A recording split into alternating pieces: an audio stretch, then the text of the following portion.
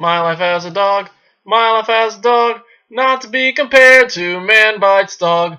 That was at least 12 or 13 movies ago. Hello there, Nate Jackson, Criterion Collection reviewer guy of all sorts of places and peoples and movies and hidden boobs and boxers and dogs and dying mothers. And with number 178, Lasse Hallström's My Life as a Dog, Mitt Livsson Hund. I think that's how you pronounce it. 1985, 101 minutes. I think it's Swedish. Sweden. Can't tell because they covered it up with a. Oh God. Anyway, so this one wasn't bad. I kind of liked it. Not bad. Yet another friggin' coming of age story. We got George Washington and Ratcatcher, and now My Life as a Dog. And I think there's another one in there that I'm totally blanking out on. But oh well. Yeah, but it's crazy, you know. So, you know, because it was a coming of age story, it wasn't bad. I think it's probably my least favorite of the three we've seen, of those three that I mentioned, you know. I think that's probably my least favorite, but, still not bad at all. Let's talk about this one. Alright, so, is this boy named Ingmar. He's 12 years old, and he lives in Sweden in like the late 50s. And his mother is fallen terminally ill, and you know she gets really angry and pissed off at him because he's kind of like he gets himself into a lot of trouble. Like the first thing that happens is he gets his penis stuck in a bottle. I'm like, oh God, kid gets his dick stuck in a bottle. I'm like, oh no. And then he wets himself because his older brother shoots a BB gun at him, and he gets so scared that he pisses in the bed. And it's like, oh God, this poor kid. And he's like, has this weird problem with like drinking milk or something like that, and he ends up spilling it or like has shakes or something like that.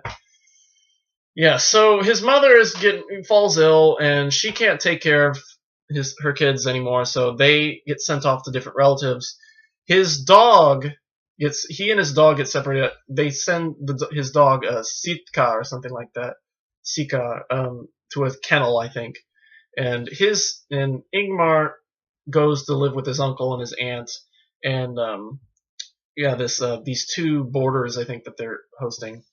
The uncle is he's like a really cool guy. He is building like this little hut where he plays this record. This like famous record that was a hit back in the old days, and his aunt like gets all like, you know, yells at him, "Stop playing the damn record!" because he plays it like constantly throughout the movie. Almost every scene that involves Ingmar and his uncle, you know, it's just really crazy. The two boarders, Mr.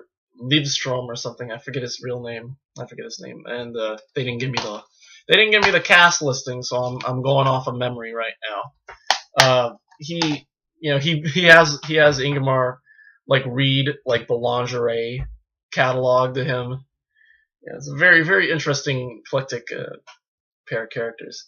So anyway, he falls in with this, you know, the local youth, and one of them is he joins the soccer team that I think his uncle is a coach of. And there's a girl on the team whose name is, I think, Sega, and she is a tomboy. So she has to, you know, she dresses up, you know, just really short hair, and her big problem is that she's beginning to develop breasts, and she confides this to Ingmar, and they figure out a way to like tape them down or like put like some like adhesive like tape around her, you know, breast area, and they like push the breasts back, you know, so that she looks more like a boy. Because if they found out that she was a girl, she'd really get ridiculed and all that. Even though I think, you know, most of the older adults knew. Although no, I think maybe the kids knew. I don't remember. Somebody knew at some point. And eventually, yeah, they kind of fall in love, I guess, or they, you know, become like best friends, and they actually, you know, they, you know, go into getting the boxing matches, and uh, later on in the movie, he ends up falling for this other girl. Oh, because they fight because she wants to see his penis because she showed him her breasts and how how well she's been developing, and so she gets all upset when she can't see his penis, and so they go off to this party, and he falls in with this other girl, and the two girls fight after Saga finds Ingmar with the other girl, and so so Ingmar and Saga get into another boxing match, and he gets all really pissed because he starts acting like his dog. It starts and I guess that's the My Life as a Dog. That's where the title comes into play. He starts humping Saga's leg and barking ruff ruff ruff ruff ruff ruff, ruff. And while they're fighting, he just barks like crazy ruff ruff ruff. And he gets really pissed when he finds out that she tells him that your dog's dead, right? And so he gets pissed and tries to fight her, but he ends up getting knocked out of the ring, and so he runs back to his uncle's hut and just hides out there. And it's kind of like this was a moment where he kind of just realizes, because earlier in the film, he had to go see his mother, and that's the other film thing I totally forgot about, is that he ends up getting sent to another set of relatives, but they think he's crazy, so they send him back to his uncle, and he seems like he's really happy with the uncle. So he's when he's with them, that's when he really kind of fits in there, And so his mother dies earlier on, but he doesn't really realize it too well until later on when his uncle finds him his uncle finds him in the hut, and he lets him know, and he's like, yes, I know, and he starts crying and all that, and in the end he ends up but in the end he does recover and all that, and he just kind of he just kind of finally moves on, and yeah, I'm trying to think. There's a lot of stuff that happens. Oh yeah, the other thing is he also falls for this older woman, whose name I can't remember, and she takes him to this sculptor guy who has this idea for a sculpture involving the woman being naked and laying as a mother or something like that. Is like a childbirth on her back with her legs up in the air, and Ingmar has to sit in the other room and not look, and though he kind of wants to see because he's a growing boy and all that. And and he's like, and everybody, when the other guys confront him, he's like, "Did you see anything? Did you see anything?" "No, I didn't see anything." And so climbs. So later on, the second time he comes over, he climbs up on the roof and to get a view, because her body is facing this sky roof, and he's got this sky window, and so he looks in and he can see everything, but the glass comes loose, and he kicks a rock or something, and the glass breaks, and he falls through the window on top of her, and he only suffers a few cuts, but I guess the sculptor guy gets so inspired that at the end of the film he ends up finishing his sculpture, and it's actually the sculpture is of the woman catching Ingmar in midair, so it's of both Ingmar and the woman naked, or well, the woman's naked, but he's got his clothes on, but and they're just so it's kind of like he's immortalized through that sculpture. And yeah, that's about it. In the end, the last scene shows everybody listening to the radio to this moment where this Swedish Ingemar Johansson, I think his name was, beat Floyd Patterson, the American boxer, and they're listening to the fight on the radio. And one of the last shots is Ingemar and Saga laying it on the couch together. And they're all listening to it, and they're all the whole town is celebrating when they find out that Ingmar won, and then they're compared to Ingmar and Saga, and compared to Ingmar and Floyd. They call her Floyd because they're both boxers and all that. And so yeah, so that was and that kind of confused me earlier, because I was thinking Floyd Patterson, that was a thing, but I was thinking of Floyd Merriweather. I think there was another boxer or wrestler or something like that. So yeah, that was confusing. But anyway, that's basically the film. Hallström does a really, really dope job of, telling stories and, creating characters and all that. It's a really, I think I think the Wikipedia page said it was based on a a set of novels. So it's sort of semi-autobiographical, but at the end, you can't. There's nothing really that grabs onto it. Apart from maybe some of the narration, there's a lot of narration from Ingmar. He compares his life to like different other people in history. Most notably, that Russian space dog Latka, who was sent up into space with no way of helping her down. So with the knowledge that she would be sent up to space and never seen again. Yeah, so there's probably a little bit of that, but for the most part, it's just a great story. It's just a really cool story about a young Swedish youth who loses his mother and grows up in this really at the age of 12 is like such a really pivotal age for children, and so it's like this moment where like just anything can happen, and it does basically. And so yeah, it's a really really great movie. Like I said, it's not my favorite coming of age story of them. I still think I liked George Washington the best. Actually, maybe I like this one a little more than Ratcatcher, because Ratcatcher was kind of confusing at times. I don't know. I have to see Ratcatcher again. Definitely have to see it again very soon. When the sale comes in July, I will definitely be getting that one and George Washington, because they're the only ones in print, sadly, that I've seen from this season, that we've seen this season, that I would get. But anyway, I'm going to give this one an A-. Just because, like I said, it was a little weird at times. I think there were certain aspects of the movie that I didn't quite grasp onto, that weren't as lovable as others. Yeah, it's hard to explain, but yeah, I'm giving it an A-. Still a great movie. I might get it, not sure. I think it's still in print. Yeah, I'm pretty sure this one's still in print, so I won't have a problem getting it. And yeah, so that's it for that. So A-, great movie. Supplements. There's basically three big things. First of all, there's an interview with Lasse Hallström, who was the director of like ABBA documentaries. I knew that, I'd heard that name somewhere.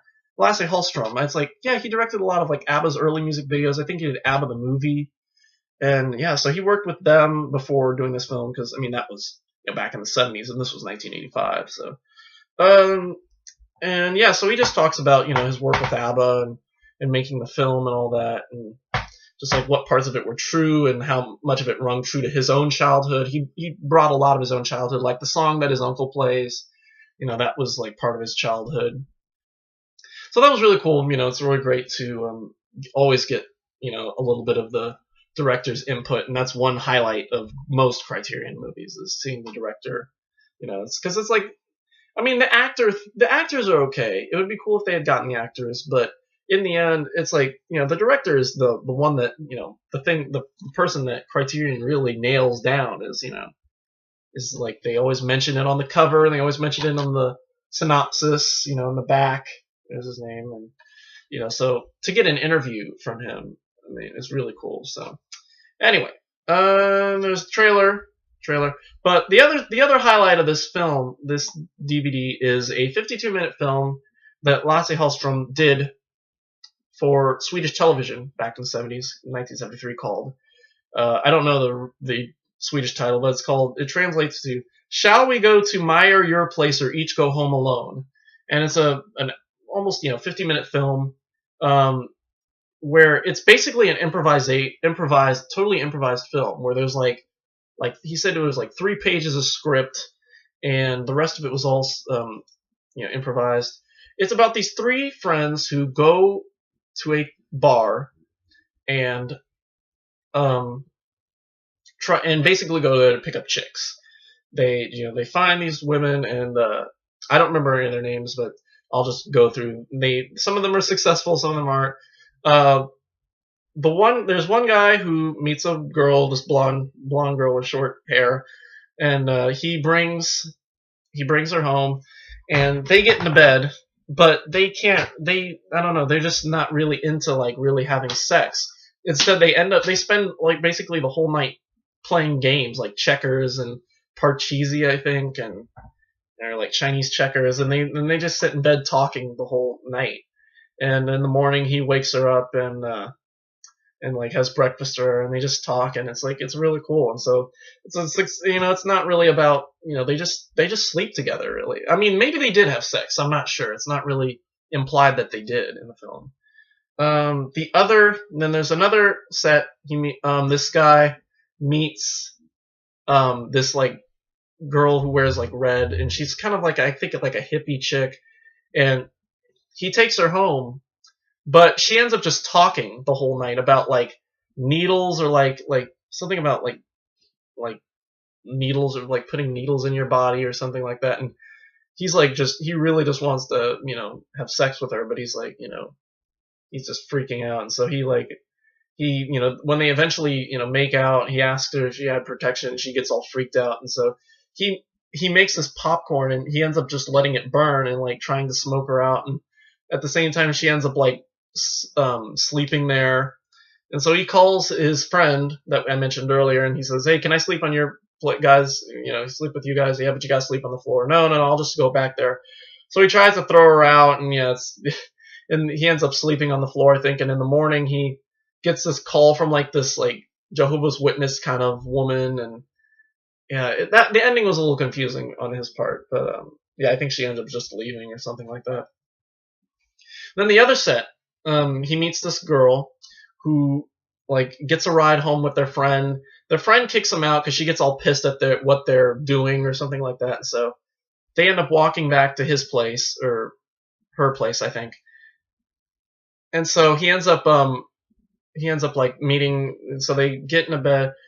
They end up like sitting up and drinking coffee, and she's like getting really shy and all that.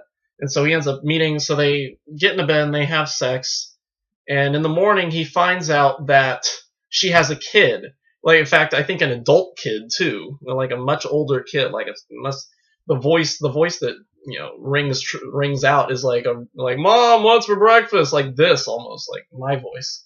And so he's like a really older kid, and he gets all freaked out. He's like, no, I want to go. She's kind of falling for him. He's like, no, I'm out of here. And that's basically the film. It's basically just about their their expeditions, or their exploitations, if you will. And I guess it's all improvised for the most part. So not a bad film. It's a pretty cool film. I might get it just for that. However, there is one particular aspect about this movie that kind of upsets me. At the beginning of the film, they mentioned that the film was presented in its entirety as presented on Swedish television, with two musical scenes altered to avoid copyright infringement. And I guess I don't know. I know the second scene. The second scene is when the first couple that I mentioned, he wakes her up with what I think is the Beatles' "I Want to Hold Your Hand." But because nobody can use the Beatles in music, in like nobody can use the Beatles anymore, they had to like put a musical, a sound alike over it, an instrumental sound alike over it. And so that's why I think it is, because the song starts off like sounds like the Beatles' "I Want to Hold Your Hand," but then it turns into this really awkward, instrumental. And because of that, because he blasts the music, they couldn't extract the sound. So basically, the music is just over it, and which works for English audiences, because we're reading subtitles anyway. So basically, you just read the subtitles and you can't hear what they're saying. And I think they have to do it earlier in the movie too, where they mention where like you don't hear their sound, you don't hear the sound for a little bit, and that's because they're playing music over the scene and all whatever's playing. So yeah, that was really annoying. That kind of was like that was hard to watch. Those two bits were hard to watch because they were obviously plastered over, But yeah, so not a bad film. It's really interesting. Still, it was kind of funny, really cool. I mean, it was just kind of cool, just like how each aspect, how each one was a little bit different. And yeah, so probably worth it for that. So I think those two I'll probably add this one just because it wasn't bad.